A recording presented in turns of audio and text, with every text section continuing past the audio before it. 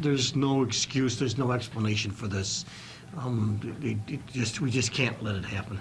In early 2013, inside a quiet suburban home in Springville, New York, 19-year-old Ashley Smith was just trying to navigate the daily pressures of early adulthood when a sudden, explosive clash with her father and stepmother blew her world apart. Over a minor dispute regarding a birth control device found in her room, her parents banished her from the house entirely. Overnight, she was cut off, locked out, and left with zero resources to survive on her own. Following her eviction, Ashley Smith found herself in an impossibly fragile position as a single mother to two infant boys, 23-month-old Austin and 3-month-old Christopher. Dylan, who was a former high school acquaintance she had dated in the past, was her only option to keep her and her two boys off the streets, so she accepted his offer. Dylan quickly secured permission from his mother, and Ashley and her two boys moved into the house in February 2013. Yet, things quickly soured for young Ashley as red flags began to multiply. Medical history revealed that Dylan battled severe anger issues and ADHD, but he persistently refused to take his prescribed medication. By March 2013, just a month later and only days before the final tragedy, a bitter dispute between them spiraled into a violent physical confrontation. After a heated argument, Dylan pushed Ashley out of the room and locked the door with infant Christopher still inside. Ashley banged on the door, warning Dylan that if he did not open it, she would call the police. In response, Dylan threatened that if she called the authorities, he would take legal action against her because he was still legally not an adult, which would expose her to criminal charges for their relationship. The altercation escalated until Dylan physically threw Ashley across the room and yelled at her to get out of his house. The next morning, when things had calmed down, they spoke about their situation. Dylan remained firm in his decision and asked her to leave the house by the end of the week. Ashley, who was working at a nearby Pizza Hut, needed her upcoming paycheck to move out, so she asked him for more time. Dylan agreed to let Ashley and the boys stay in the house until the end of the month. It was a bitter pill to swallow, but with zero alternatives, Ashley had to rely on Dylan for a bit longer. Yet this was a fateful decision that would haunt her for the rest of her life, as the dark undercurrents inside the house were about to explode into sheer horror. The incident, while Ashley usually relied on her family, or the boys' biological father to watch her children while she worked at Pizza Hut, on March 19, 2013, Ashley was unable to find anyone to look after the boys. Ashley spent the daytime caring for her sons, while Dylan was at school. When he returned, she planned to request a shift change to stay home, but Dylan stepped in, offering to babysit. At approximately 4:20 p.m., Ashley headed out the door for work. With Dylan's mother away at her own job that evening, Dylan was left entirely alone in the house with the two infant boys. Dylan's initial statement regarding the incident. In his initial statement about the incident, Dylan claimed that Austin had fallen down the stairs at around 5:20 p.m. and that he had texted Ashley to let her know. He added that he saw Austin bleeding from his mouth, but assumed the boy had simply bitten his tongue during the fall. Dylan continued narrating the events of the evening, stating that around 6:20 p.m. he gave Austin a bath, and around 6:30 p.m. he put him to bed. It was only at 8 p.m., he claimed, that he discovered Austin was limp, unresponsive and sweaty. Upon finding Austin unresponsive, Dylan called Ashley to tell her what had happened. Ashley immediately urged him to call emergency services. Dylan dialed 911, and police officers were dispatched to the house. Before paramedics arrived, the officers attempted to resuscitate the child by performing CPR. Paramedics then arrived and rushed the child to the hospital. The arrest. Dylan was initially taken into custody for questioning, but once detectives received confirmation of Austin's passing and reviewed medical reports detailing severe physical abuse, they charged Dylan with first-degree assault. Dylan's rectified statement. Once at the police station under interrogation pressure, Dylan modified his original statement and admitted to striking young Austin several times. Dylan stated that while he was trying to change Austin's diaper, the boy became extremely agitated, kicking and screaming. To control him, Dylan grabbed him by the neck and pinned down his arms and legs. He then put the boy down for a nap until 5 p.m. When Austin awoke, he and Dylan had dinner together. Dylan claimed that Austin spat food on him and screamed an obscenity, to which Dylan reacted by slapping him across the face. Later, while changing Austin's diaper again, Dylan admitted to slamming the toddler's head against the floor, followed by spanking him during a bath. Later still, while they were walking down the hallway, Austin fell and started crying. Dylan stated that to prevent him from waking his brother, he grabbed a pillow, placed it over Austin's head, and punched him 3 times to make him stop. Dylan also confessed to shaking Austin violently several times to keep him awake until bedtime. Afterward, Dylan claimed he put the boy to bed, and that he seemed fine. But just 5 minutes later, Austin was breathing irregularly with his eyes half open, his lips bloody, sweaty, and completely unresponsive. Dylan then removed the boy's clothes and called Ashley. Urged by Ashley to contact emergency services, Dylan dialed 911, hinting to the operator that he had battered the child and claiming his actions stemmed from frustration rather than any intent to harm.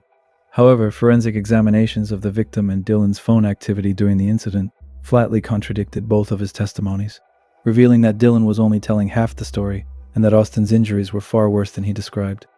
There's no excuse, there's no explanation for this. We just can't let it happen. The 16-year-old, upon discovering it about 8:20, that the child was not breathing, yelled for his mother. I'm not certain, I don't know. The 16-year-old, in fact, then made a 911 call using his cell phone. The deputies, upon arrival, immediately noted the bruising about the face and head of the child. The child was crying, but in fact, there's no explanation for why anyone would strike a child like that. It can't be explained, it can't be mitigated. It can't suggest any reason that would justify it, but there was some indication that the child was crying just before that. The trial, on December 9th, 2013, Dylan was charged with second degree. Dylan testified in his own defense, stating that he had acted in anger, blinded by the frustration of being unable to control the boy's behavior, but that he had never intended to kill him. Dylan blamed his anger issues and his inexperience with babysitting for what happened, explaining that it was only the second time he had ever watched the boys. In court, he stated, "I never wanted to hurt Austin. I never wanted Austin to die." He lost his cool, as he said. He got frustrated and he hit the child, but never with the intent to cause serious physical injury or Austin Smith's death. Clearly, if a child or any human being is suffering multiple injuries over a period of time, that conduct is not accidental. However, while in detention awaiting trial, a phone call between Dylan and his mother was intercepted and used against him by prosecutors, during which he arrogantly remarked, "I am a 16-year-old blonde. All I have to do is cry in front of the jury, and they're going to feel sorry for me." Dylan's phone activity was also presented to the jurors as damning proof. It was revealed that during the night of the homicide, Dylan sent 200 text messages to another girl trying to set up an encounter, while also attempting to sell synthetic marijuana to a friend. Evidence suggested that Austin was initially injured at around 5 p.m., and the assaults were carried out in intervals whenever Dylan put down his phone. This intermittent, hours-long beating ultimately culminated in Dylan placing a pillow over Austin's head and punching him repeatedly. Among all the evidence presented, however, the most devastating blow came from the prosecution's forensic pathologist. It was through this medical testimony that the jury finally grasped the true horrors of that night and the full extent of the toddler's injuries, proving conclusively that Dylan had heavily downplayed his actions to escape accountability. The medical examiner testified Austin had suffered many contusions and abrasions on multiple areas of his torso, buttocks, scalp, and extremities. Abrasion of the right side of his nose, a large purple-blue contusion on the right side of his face covering, from the cheek up to his neck, contusions and abrasions on the jawline of the right side of his face, contusions and blood vessels rupture in his right eye, contusion, abrasion, and blood vessel rupture in his left ear, abrasion in his left eye, contusion in the front of his head, abrasion on his lower lip, and laceration on the tip of his tongue, 4 long contusions of the scalp, and at least 10 impact injuries on his neck with abrasions and contusions. The autopsy also revealed 2 areas of brain hemorrhage near the parietic nerve, more likely caused by blunt force trauma. Dr. Mahar, the pathologist assigned to the case, testified that the boy's injuries were completely incompatible with his claim of a fall down the stairs. She explained that Austin's injuries were instead caused by someone striking him numerous times in the face, head and neck, shaking him violently and slamming his head against the ground. Dr. Maher determined that the cause of death was a diffuse axonal injury, a catastrophic trauma characteristic of abusive head trauma, or shaken baby syndrome.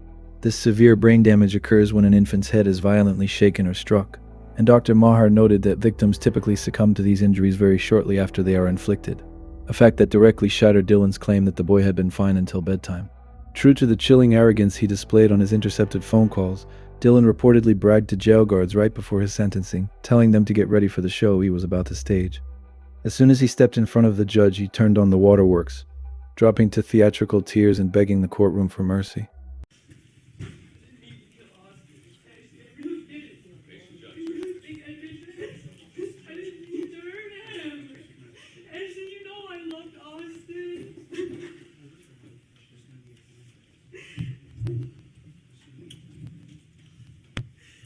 Dylan's courtroom performance did not go unnoticed, and video footage of the scene quickly went viral across YouTube and other platforms.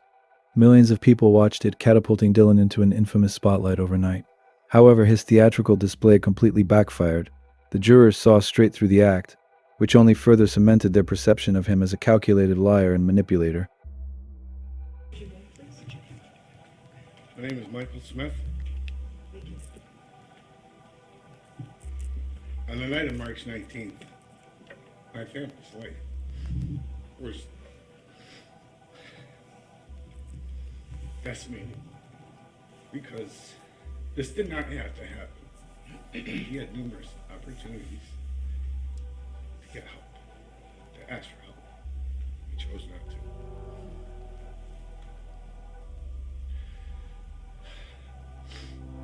I just ask that you take into consideration our family's feelings and what we've lost and what can never be replaced. We'll never get our Austin back. And we'll never have that piece of our heart filled. It'll always be empty because Austin's no longer with us. Thank you. Thank you, sir. I do, Your Honor. Yesterday, Dylan Shumaker turned 17. When this crime was committed, he was 2 months into his 16th year. There has been a great deal of scientific work as to the lack of development in terms of comparison of a teenage brain to an adult brain. Our laws are geared for adult brains, how they think, not for the impulsivity of a teenager who had significant problems growing up, behavioral problems, aggression problems, anger problems. And Mr. Smith, who spoke here, is right. It didn't have to happen. Somebody's got to think critically and clearly in this courtroom today. I want to point out that he's right. It didn't have to happen. If Mr. Smith's family had not thrown Ashley and her children out of the home, they wouldn't have ended up at Dylan's home. Of course, my client's well aware you can give him 25 years to life. I've told him, it's 25 years on the calendar before you're eligible for parole. Or this court can balance everything that occurred here, including the fact that Austin Smith was completely defenseless. That's a given. But there were other dynamics at work there, including my client's inability to either control his anger or frustration and his inexperience in babysitting. What would you like to say? Your Honor, as you can see in my school records, I was trying to change my life around. In 2013, I was doing so much better. This completely turned my life. I can't take back what was done. I wish I could. I would give my life for Austin. I loved him a lot. Him and Christopher were half the reason I was even staying with Ashley. I felt bad for the kids because they didn't have a place to stay. I thought Christopher was mine, and he wasn't. I was trying to do something that my father never did for me, and be there. Ashley, I'm sorry. I didn't mean to hurt your son. And you know I didn't mean to hurt you. You just can't accept that, because you know me. You've known me for 5 years. I never would have wanted to hurt Austin.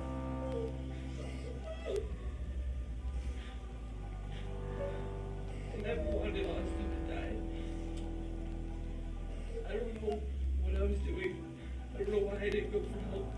I wanted to be able to handle it. I wanted to be everything that my father wasn't to me, and everything my stepfather was to me. I don't have a good family life. I haven't my whole life. It's been really rough. Most of my family has abandoned me. I made a stupid choice a couple of years ago. I ruined half of my family. The other half haven't been supportive. But I do want to thank them for being here today. I know their family isn't here. Thank you guys for being here.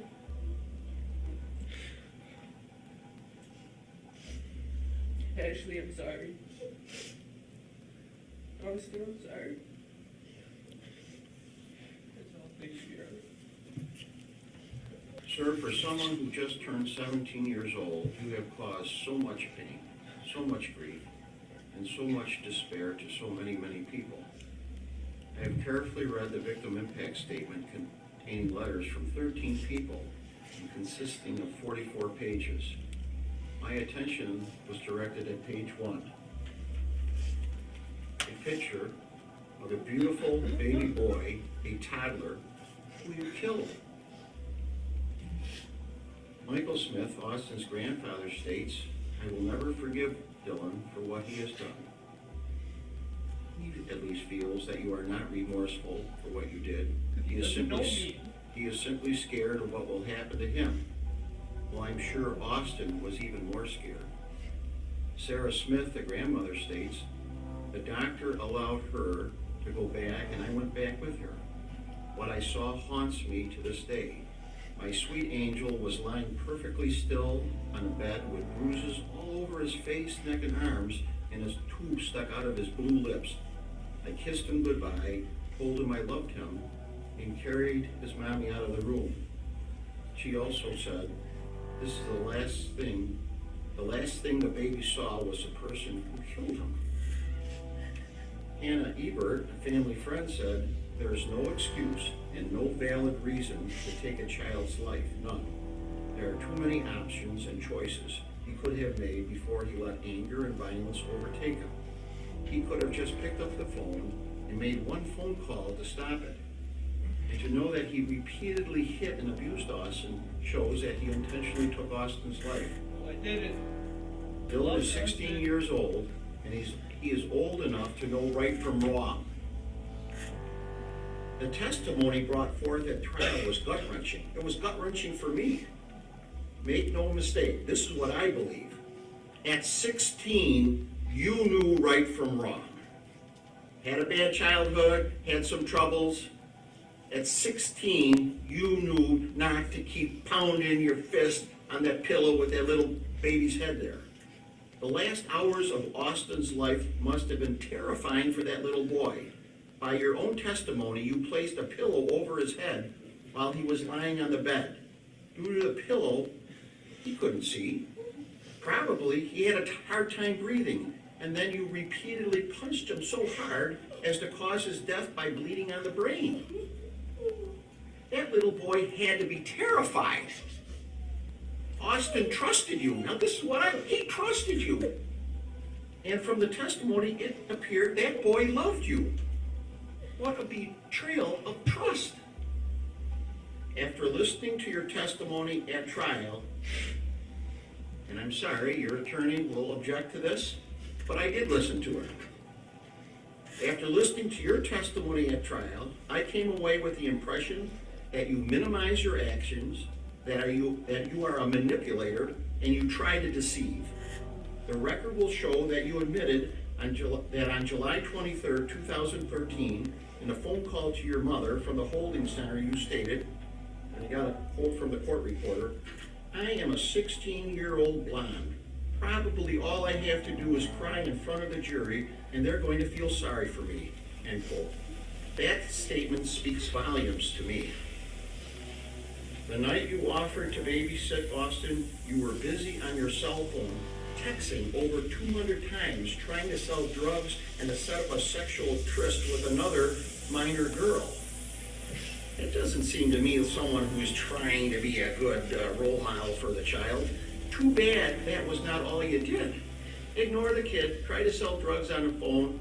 No, when the texting stopped, the brutal poundings of Austin took place. It is a judgment of this court that upon your conviction for the crime of murder in the second degree, that you be sentenced to an indeterminate term of imprisonment which will have a maximum of life.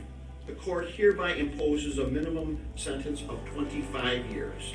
The surcharge is $300, the crime victim's assistance fee is $25, and the $50 DNA databank fee, all to be paid out of prison funds. You have 30 days within which to file a notice of appeal. I don't think he started that way when he initially hit him. I don't think it initially was intent. I think it became intent. At some point, I think he crossed over into intent. The sentence. Following his jury conviction for second-degree murder, Dylan Shumaker was sentenced on January 10, 2014, to 25 years to life in prison. Appeal. On February 11, 2016, the New York Supreme Court Appellate Division modified and reduced his sentence to an indeterminate term of 18 years to life. Incarceration. Dylan Shumaker is housed at the Clinton Correctional Facility in Dannemora, New York, with an established parole eligibility date of March 12, 2031.